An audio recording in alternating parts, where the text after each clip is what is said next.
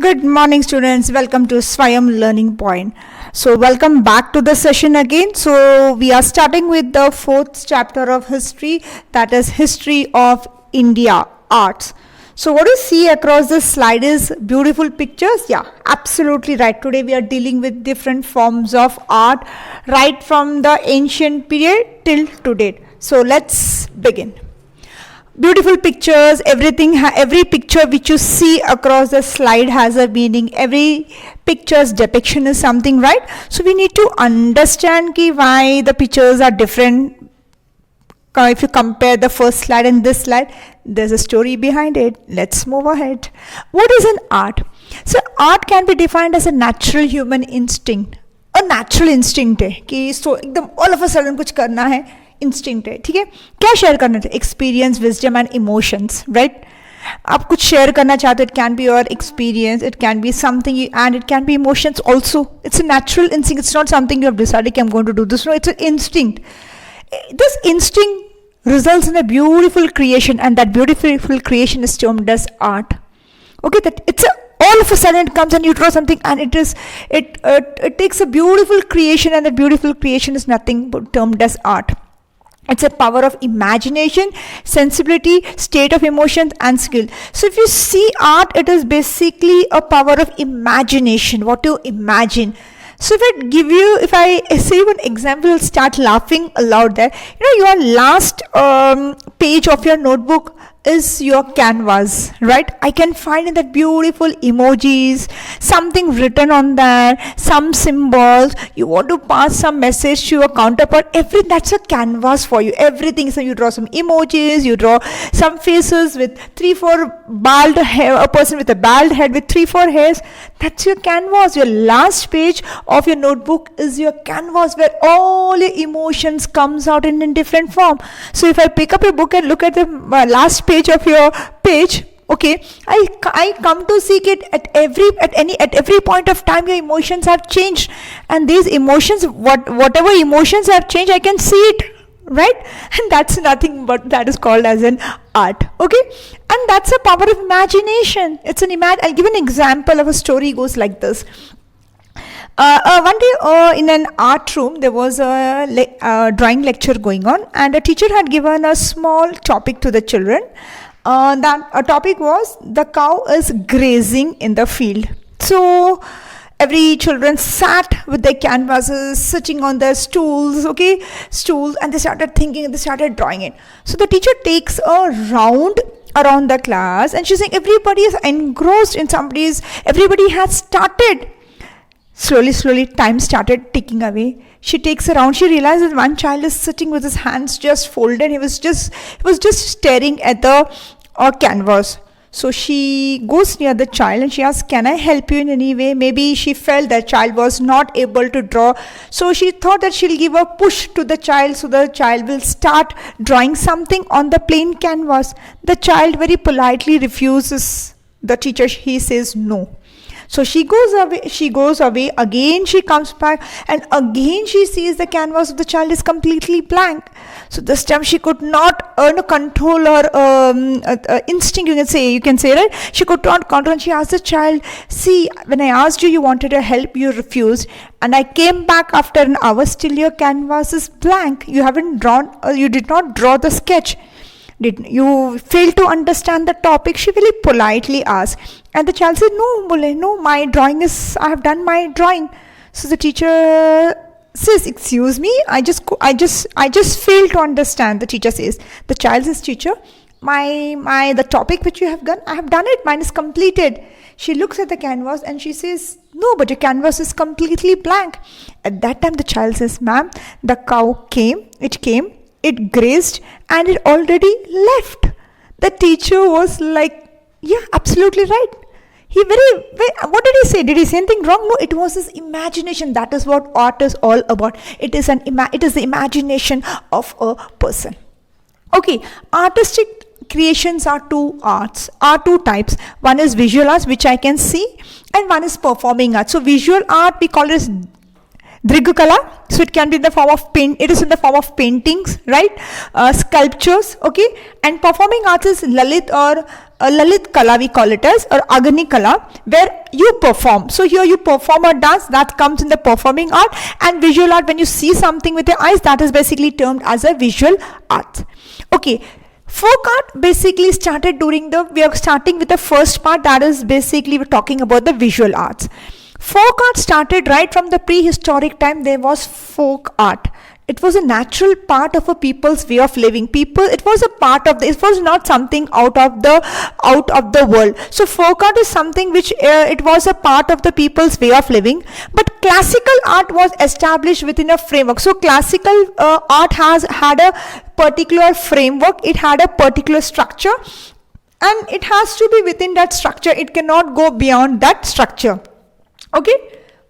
Okay, the first visual art which we are going to study is basically the Maratha style of painting. Okay, this is basically termed as an art style, and it evolved somewhere in the second half of the 17th century. This type of painting is seen in murals, old vadas, okay, jo vadas rehte, purane ghar rehte, it is seen there, and it's seen as places like Vai, Minavali. These are the places where we have old vadas, and where we find the Maratha style of painting. This Maratha style of painting was influenced by Rajput and European styles of painting. So the Maratha style of painting evolved from the Rajput and European styles of painting. And it used to have certain topics. The topics covered was basically lifestyle, attires, and custom. These are called as social attributes. So social attribute means what? They cover a specific subject, and the subject covered in the Maratha style of painting was lifestyles, attires, and the customs.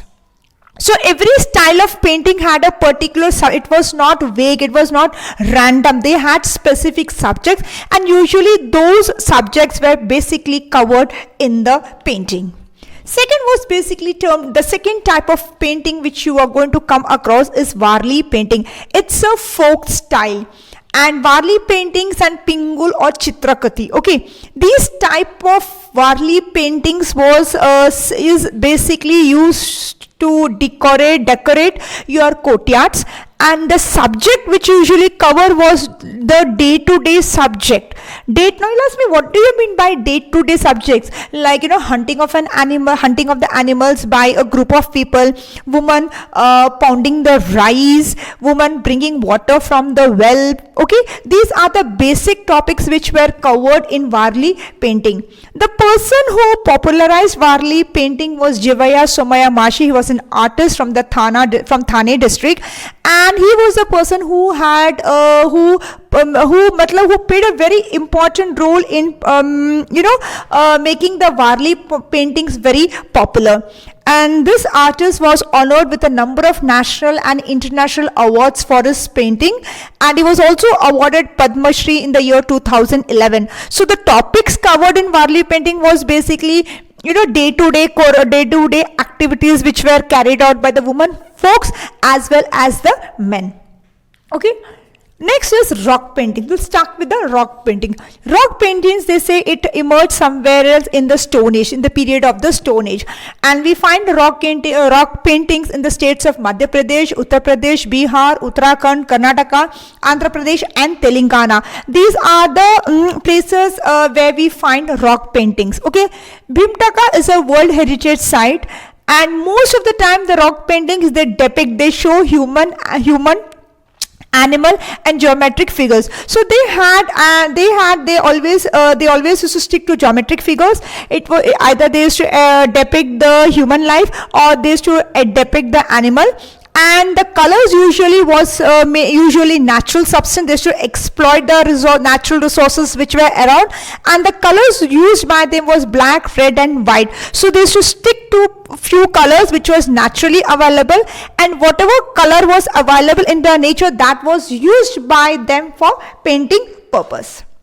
The next is classical painting. Okay, classical painting, basically it is explained in the various it is explained in the various texts also. Okay, various texts also you find a lot of classical paintings. Now, as I had said before, the classical paintings has their own structure.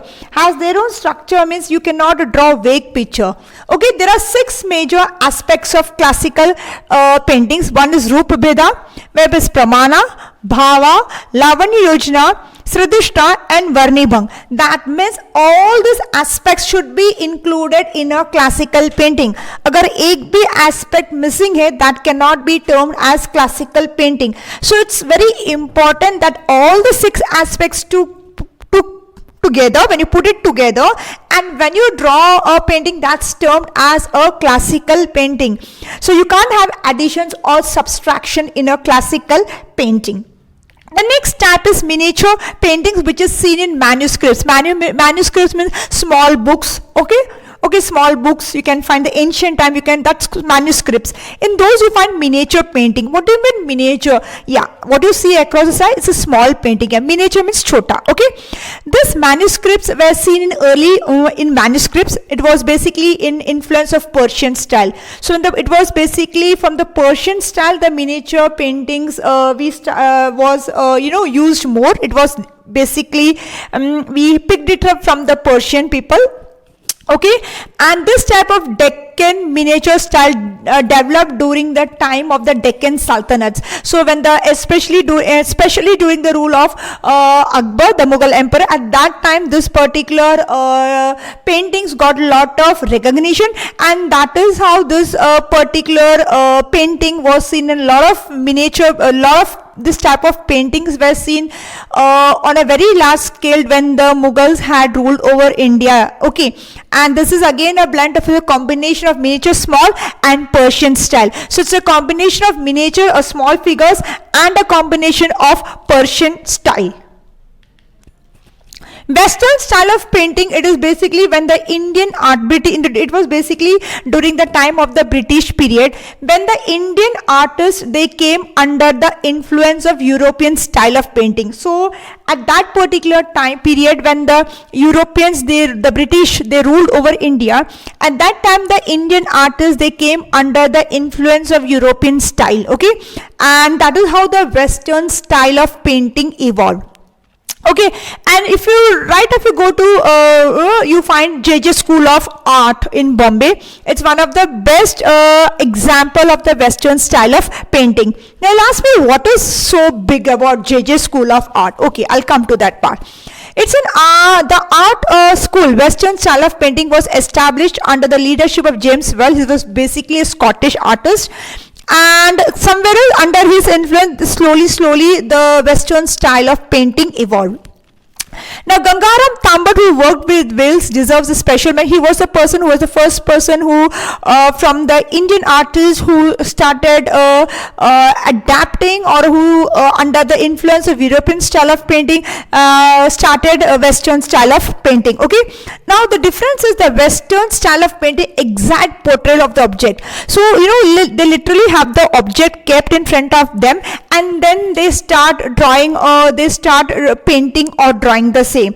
And JJ School of Art still out is famous there. If they want to draw something about a portrait about a lady selling balloons. So literally from the streets they will hunt for a lady who is selling balloons. They will bring her, they'll make her sit for 3 hours, and then they will draw the painting. So that is what it is. If I'll call it as other words into your language, it's called as a portrait painting, where you require person, you require an object in front of you, and then only you can draw. Without an object in front of you, you cannot draw. And that is none other than Western style of painting. So if you see the different types of painting, every painting has one particular characteristics feature which distinguishes that from that of the others, whether it's the Maratha style, whether it's a Varli painting, whether it's a classical, whether it's a miniature, or whether it is the Western style of painting. Every style of painting has one peculiar characteristics which distinguishes that particular painting from that of the others. Now we will go with the sculptural art. Okay, now what is a sculptural art? Sculptural art is basically murti banana, right? They are basically termed as three-dimensional. Three-dimensional in the sense means it can be in the form of images, statues, pots and objectives. So they all come under one common head, that is basically termed as a sculptural art. And sculptural art, it is either made up of rock, metal or clay. So either it is an option rock, or it is made up of metal, this art, or it is made up of clay. Okay, rock sculptures are made by carving metal sculptures, molds, clay sculptures, mold or hands. Okay, now what is this? See, many a times sculptures are basically used by a chisel and by a hammer. The sculptures they carve. They carve the rocks. Okay, on the rocks they start carving and they start making images, or it can be in the form of a metal sculptures. Okay, made up of metals, molds होते हैं, structure होता है, उस mold में metal को डाला जाता है, metal ठंडा होने के उसको mold से निकाला जाता है, and you get the shape of your choice, right? Either it is made up of clay sculptures are molded by hands. They are basically made with either they are made with mold, okay, or they are made with hands. It completely depends as what sculpture you are making. The best example is the entire temple of Kailasa at Verul is a unique monolithic sculpture that is carved out of one single rock. So it's a very good standing example. It's a very vivid example that the entire temple of Kailasa at Verul is a unique monolithic sculpture which is carved out of one single rock. Okay. In this also we have different types of folk styles of sculptural art. Like we had seen in painting, we had seen the Maratha, we had seen the Warli, we had seen we have seen more Western, miniature, right? Classical. These are the types. Same way the types of sculptural arts also it is as ancient as the art of painting. So when you see the art of painting, it evolved right from the ancient period. Yeah, on the similar lines, the sculpture also evolved during the ancient time. They say the custom of making clay images, it is there right from the ancient, since Harappan times. So still right from the Harappan times, the Stone Age custom of making clay images of goddesses, statues, right from the ancient time it was seen. And it is basically seen in the states like Bengal, Bihar, Gujarat, Rajasthan. And the best examples of the folk traditions of sculptural art is basically, during Bail Pola, you have the small bulls are made by you worship the bulls, right? These are during Gauri Puja, right? You have the statues of Gauri, right? You drape the Gauri in a sari and you worship her, right? These are nothing but different types of sculptural art. It is a sculptural art.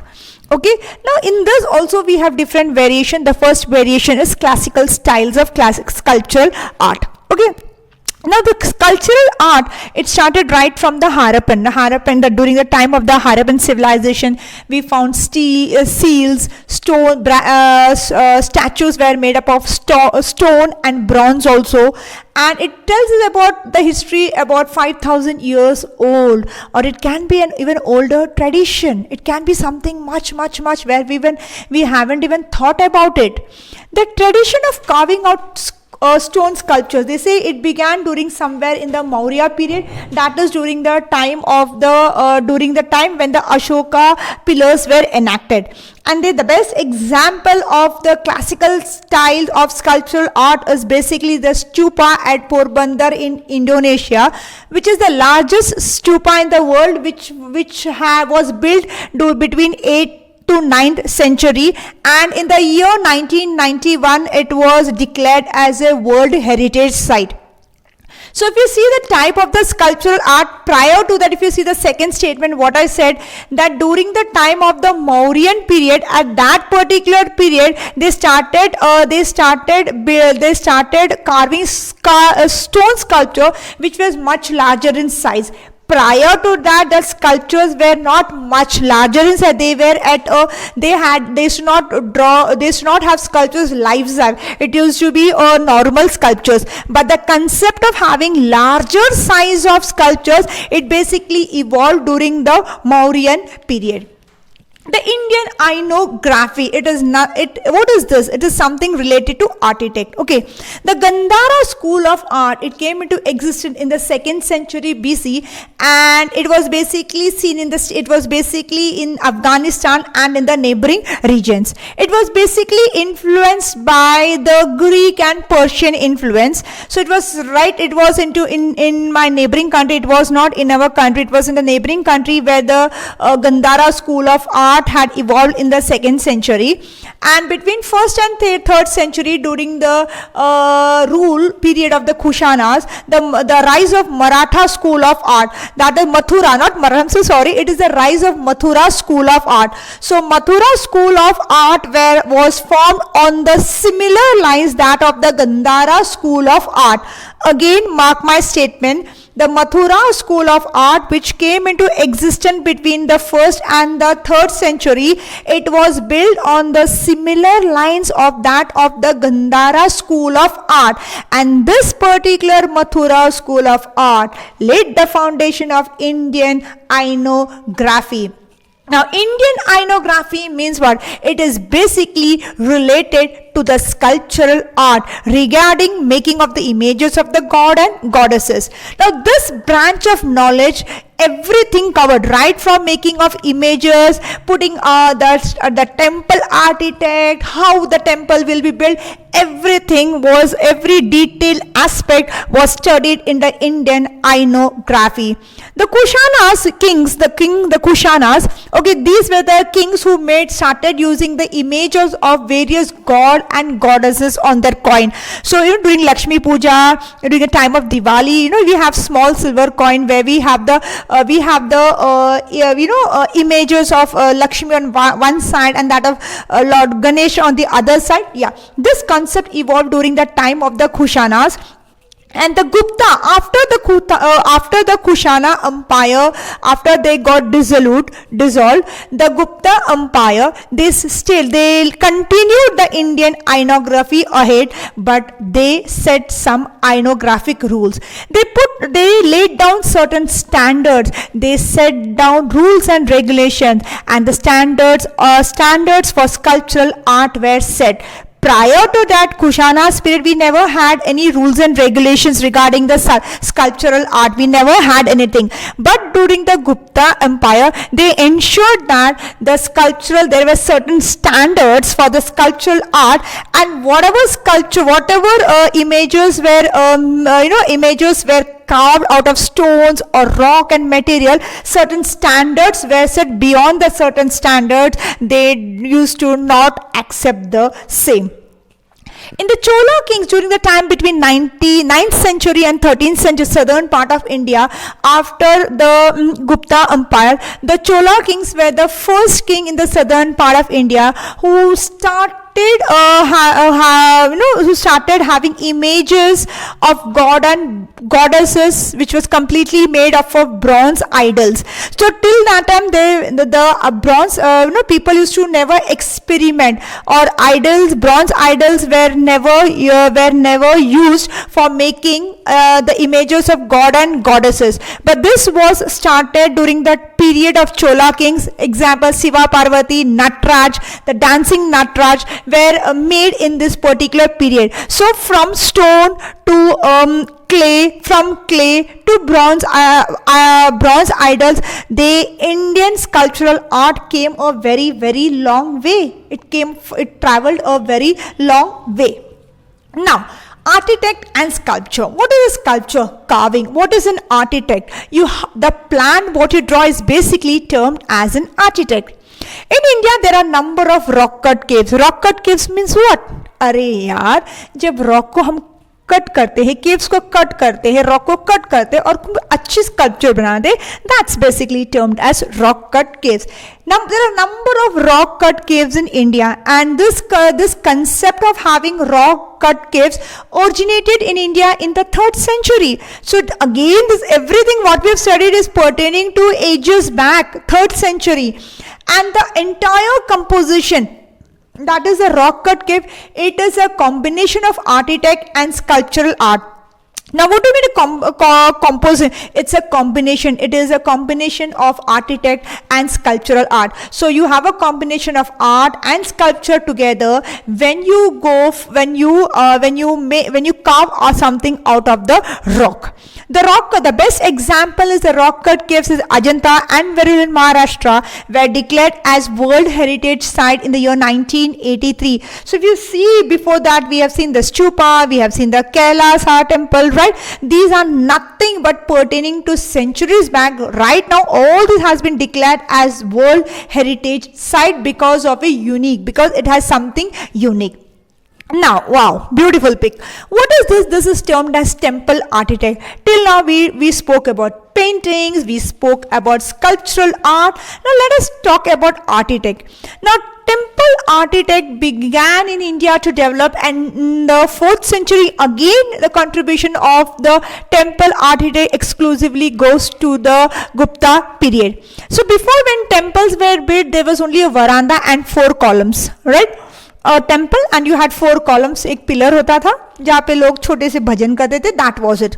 But by the 8th century it reaches peak, and Kailash temple, which you see, is the best example of the same. You can see a huge change. Now if you visit the temples, you have a small a place where you can sit and meditate. There are small columns where you can where there are small courtyards, okay, yards are there, okay, where you can sit there, where the people bhajans hote hain, where people sing people give spiritual speeches to the people, or there are people who give you advice regarding shlokas, the meaning of shlokas, right? So prior, you can't see. Now if you visit a temple like Muktidam and all, you have so much premises, there is so much place, you can sit, there can be some competitions held in the premises of the temple, but prior it was not the state, but down the line it evolved a lot, and by medieval period various types of temple architect came into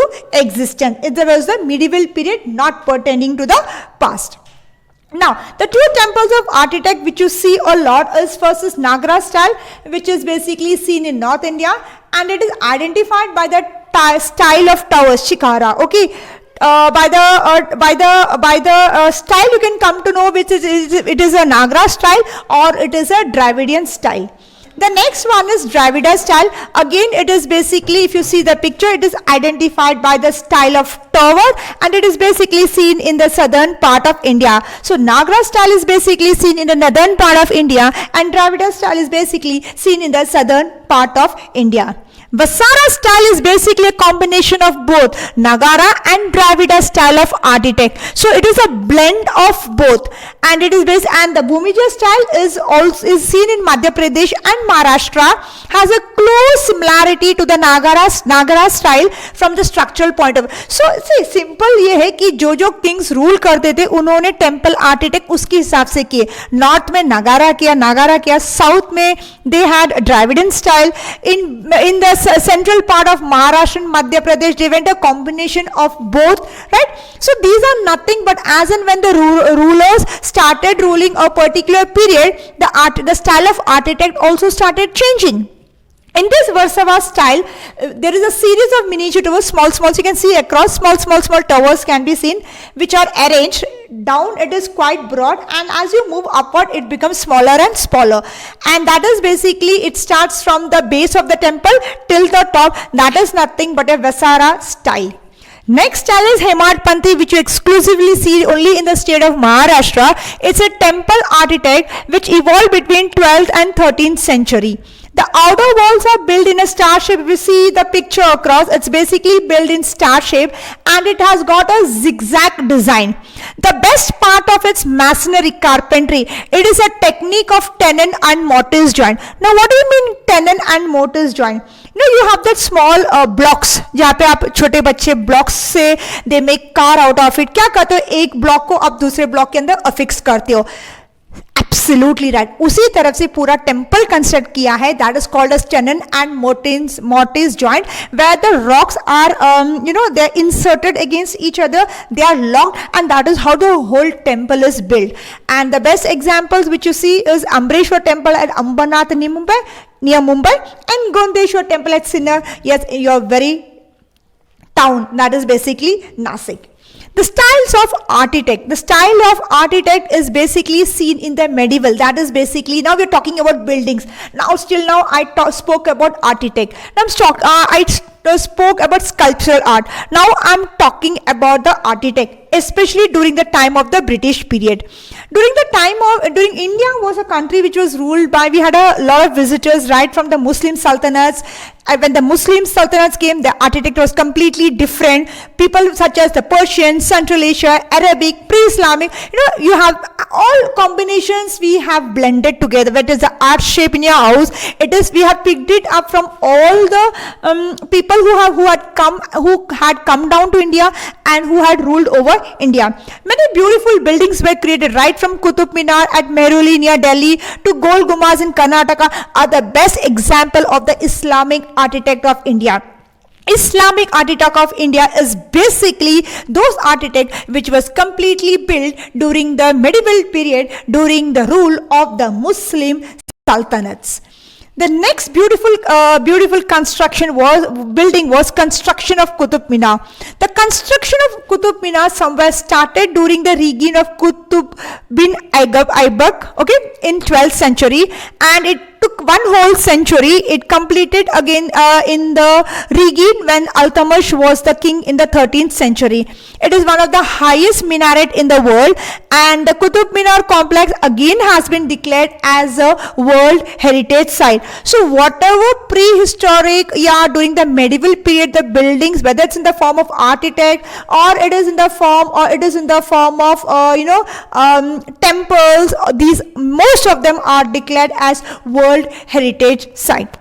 The next is basically Taj Mahal, which again was built during the rule of the Muslim sultanates.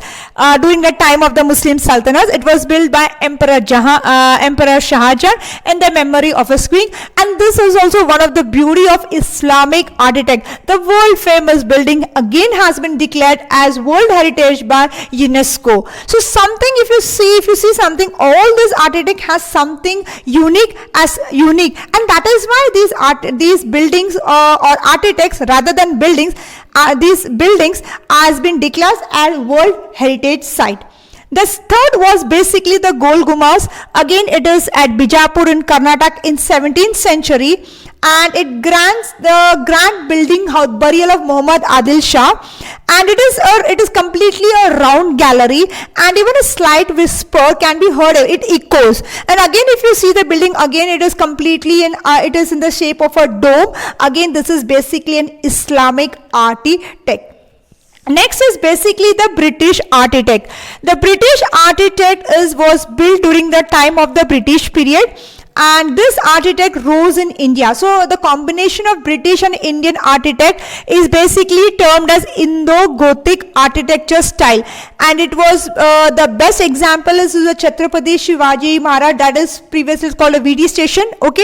And if you see the buildings like the churches, the government offices, the residence of top officials, railway stations, built exclusively during this style, which was exclusively built during British time, that particular architect is basically called as Indo-Gothic architecture. Next is Indian tradition of performing art. So what do you mean by performing art? Something which I perform, which I dance, that is basically termed as performing art. The tradition of performing folk art. So what is a folk art? Folk art is somewhere which is pertaining to your tradition, which is being passed from one generation to another generation. That is basically termed as folk art. We say India is a country which has diversity, where we have independent and varied tradition, whether it is in the form of a folk songs, whether it is in the form of a particular music, characteristics, feature, everything is completely different. And we have so many traditions of performing art in Maharashtra, whether it's in the form of Koli dance, Tapara dance, Dashavtaram of Konkan, Povada Kirtan. These are the variations in the performing art. These are the variations which we find in the performing art.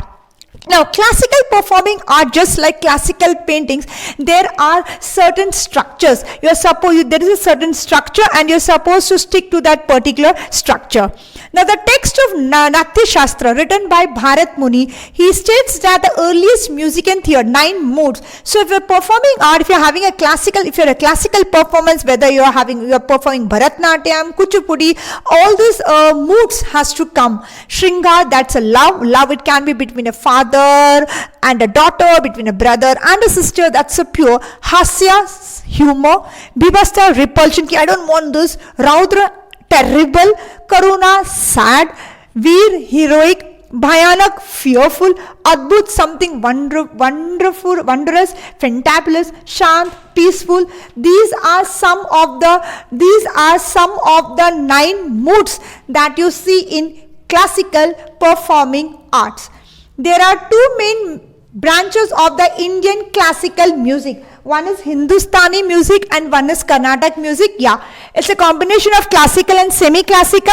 Classical is completely you're following a particular tradition, you're following a particular concept, particular combination, that's called as a classical. Semi-classical is basically you pick up everything. It's basically a combination of folk music, that is something which you have picked up from your ancestors. So you have the picture about Indian classical dance and the Kathak. These are nothing but the best examples of performing art. Lavani of Maharashtra, Bharatnatyam of Tamil. Again, these are basically the Bharatnatyam is basically a performing art. Lavani is also a performing art, but that is basically a folk style of performance. So art, applied art, professional opportunities. Now people believe that I don't have any scope in the field of art, right? You do have, it is an independent field. Independent field, you don't have to work under anybody. You can set up your own interior designing, business structures, right? Art historians can work in the field of journalism. So in the field of journalism, you want to give input, information pertaining to a particular century. Yeah, these people come in the forefront. Many a time you don't know the exact value of an object, whether it's a painting. We feel अपने लिए painting होती है, पता नहीं वो fake है, सच हमको पता नहीं लगता, उसकी valuation भी हमको पता नहीं होती, right? ये जो field में art, the people who are into this field, they know whether it's a genuine one or a fake, and they also know कि what is the cost of the exact value of an art. And right now you have in the arena of heritage management, if you see, and cultural tourism. You know, it is a trend now कि old hotels are old palaces are converted into 5-star hotels, where the people belonging to the field of art has got a major role to play. So you see across the slide you find applied art, right, in the form of you can have a career in interior designing, in the form of advertisement. So in the field of architect, photography, so you can have something baskets made, or you can have sculptures, or you can have some sort of designing done on the clothes. These are the arenas where you can have your professional, these are the job opportunities where you can get. Thank you so much, children. Stay safe, be at home, and happy learning.